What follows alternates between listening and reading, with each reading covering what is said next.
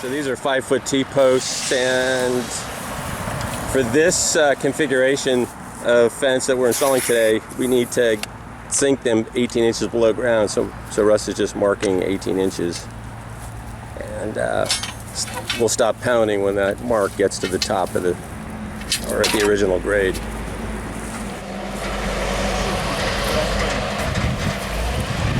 We're using a piece of PVC pipe to mark the distance between the posts, and then just hand pound each post.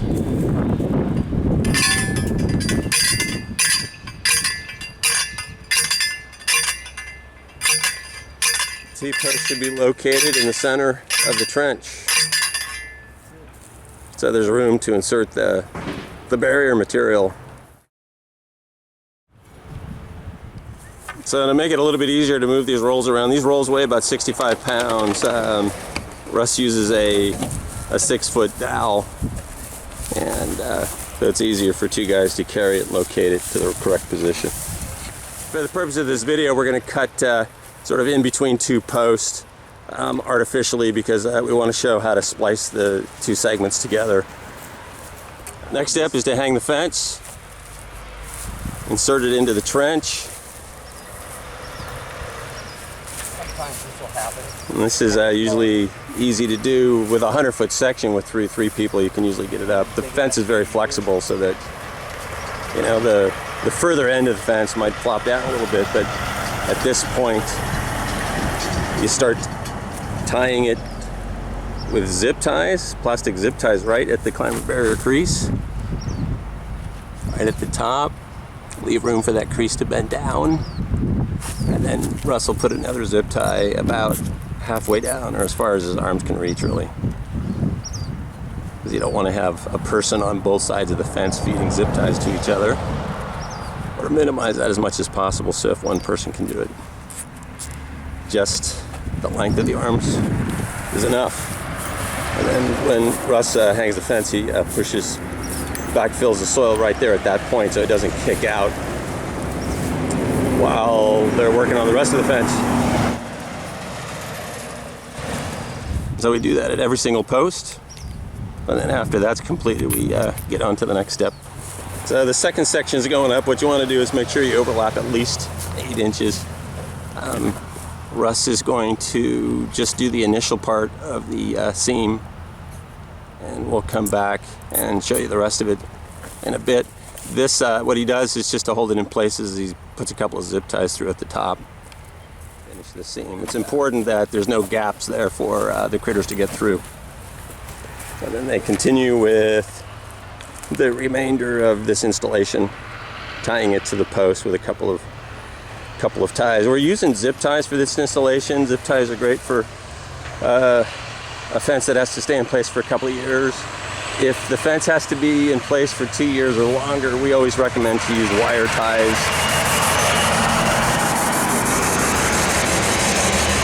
Just 8-inch cut pieces of wire work great. A 16 gauge.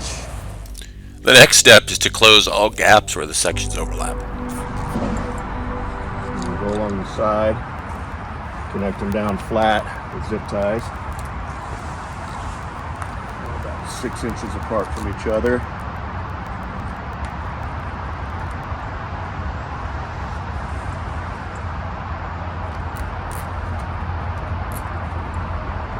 The idea is to get them to where these gaps don't happen. You don't have any bulges in the fence, so critters can't get through there.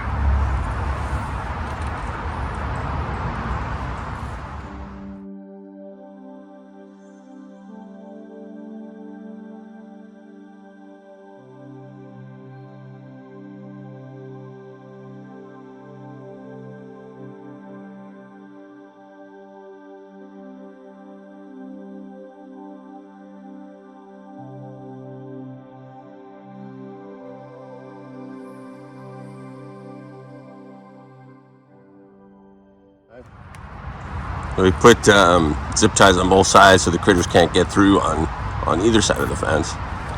Also notice that the zip ties are below the climber barrier crease. There's a climber barrier crease here. This particular fence is going to have a climber barrier, and we make sure that the zip tie is below that so that it doesn't interfere with the top lip.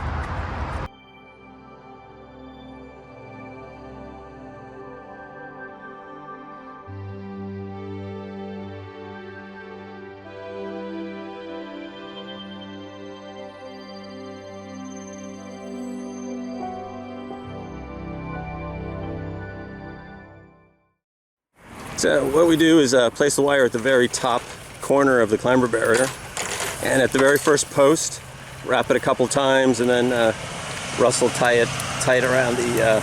He'll wrap it around the guide wire, and then just pull it hand tight. We don't have to tension it any more than that. Just pull it hand tight between the posts. Wrap it one time at each post, and then move on to the next post. If for some reason that spool gets all tangled up, it's not a problem to cut it. And at that point, just wrap it 3 times around the post, twice or 3 times around the post, and then start the next one and continue on that way. And a good method at the when you get to a T-post where the fence stops, and there's still plenty more to install, just hang the wire on the last T-post there until you're ready to start installing more fence. Okay, the next step is to put on a couple of wire accessories. One is the climber barrier bracket. This goes over the top and keeps the climber barrier in place so the wind doesn't blow it up. And this is the guide wire clip. It pushes through the E-fence and then crimps to the guide wire, and it keeps the tension to the fence so that when it's blowing in the wind, the fence is able to move and absorb some of that energy, but the fence stays in place. The guide wire holds it there. So we're going to go ahead and start putting those on. This goes every 3 feet. Both of these go every 3 feet. And in fact, you can put these in the same location. And Russ is going to show you his method. His method here, since we're putting these basically 3 feet or a meter apart, Russ just calibrates his step so that he knows the distance, what the distance should be, so that he doesn't have to keep constantly measuring. So I open these up like this with the mouth like that. You could do it the same way like that, just preference for your dexterity. So I hold it like this, right underneath the crease line, pop it through, and then I use my thumb and just snaps into place. Pull it until it snaps, yeah. Okay, you can see the T on the other side just holds the guide wire to the fence so the fence can sway in the wind and stay in place.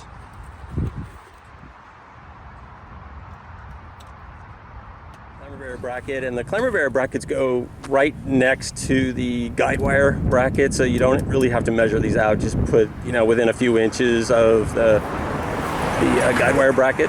So what Russ does is he measures down from the top of the fence, just using the length, the opening portion of that bracket, so he knows exactly where to insert the bottom section, and then goes over the top.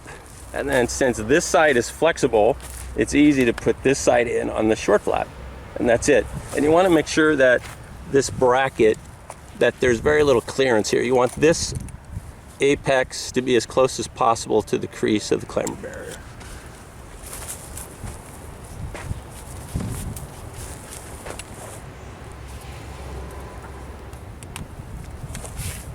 Okay, the next step is to backfill the trench, and the trench here is in the shade. It's kind of hard to see, but there's some trench spoils along the edge of the trench here, and what we want to do is start backfilling on the fence side first. What you want to do is push the fence up against the post and then backfill on the other side. So he's going to go ahead and start backfilling. What you want to do is make sure that there's no gaps or places, tunneling opportunities for the critters. You can also use, if you've got a right-on trencher with a blade and a good operator, you can also use the blade of the trencher to push the spoils back into the trench. Got to make sure the operator's a good one though, because one little mistake can tear the fence. And then Russ is on this side, just making sure that the trench is completed. here. This is the construction side. The climber barrier is folded away from us towards the sensitive habitat, and we're just taking a quick look at the seam here, the overlap. That's what it should look like when it's finished. And that pretty much finishes the installation of this 40-foot section. Just want to mention that E-fence is available in orange also. It can serve as a safety fence and, a safety construction perimeter fence as well. So you can do exclusion, wildlife exclusion, you can do safety barrier, all in the same trench.